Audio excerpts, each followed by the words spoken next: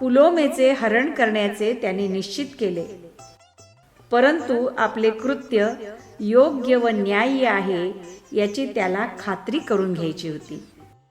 होमशालेत प्रज्वलित झालेल्या अग्नीकडून शास्त्राधार मिळवण्याच्या प्रयत्नात तो त्याला म्हणाला, हे अग्नी, तू तर देवांचे मुख आहेस, तसेच तू सर्व साक्षी आहे. हिला मी पूर्वी मनाने वरले होते, तेव्हा ती माझीच भार्या आहे.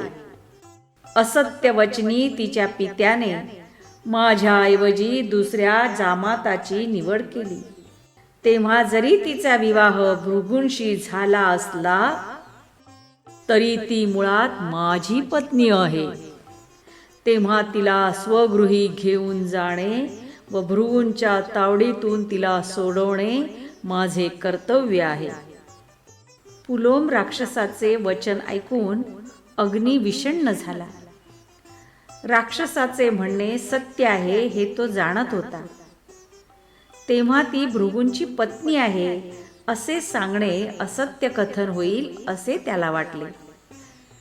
दुसरे पक्षी राक्षसाची भार्या आहे असे म्हटले तर महर्षी भृगू आपल्याला शाप देतील अशा भीतीने तो ग्रासला. त्याला इकडे आड व तिकडे विहीर असे वाटू लागले.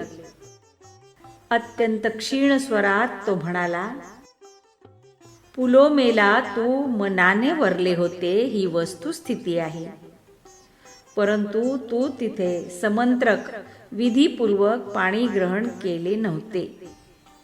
तुझा यथाशास्त्र विवाह झाला नसल्यामुळे तिच्या पित्याने तिला भृगूंना दिले.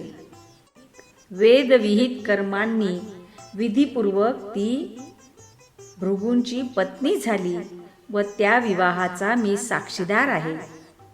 मी कधीही असत्य बोलणार नाही. पडत्या फळाची आज्ञा घेत अग्नीच्या बोलण्यातील पूर्वार्ध ऐकून व उत्तरार्धाकडे दुर्लक्ष करून पुलोम्याने वराहाचे रूप धारण केले व मनोवेगाने पुलोमेचे हरण केले.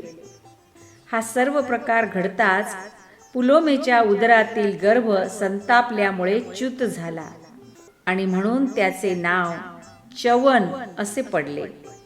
मातेच्या उदरातून च्युत झालेल्या व सूर्याप्रमाणे तेजस्वी असलेल्या बालकास बघताच घाबरून राक्षसाने पुलोमेला तेथेच सोडून दिले, परंतु त्या बालकाच्या तेजाने तो तेथेच भस्मसात झाला.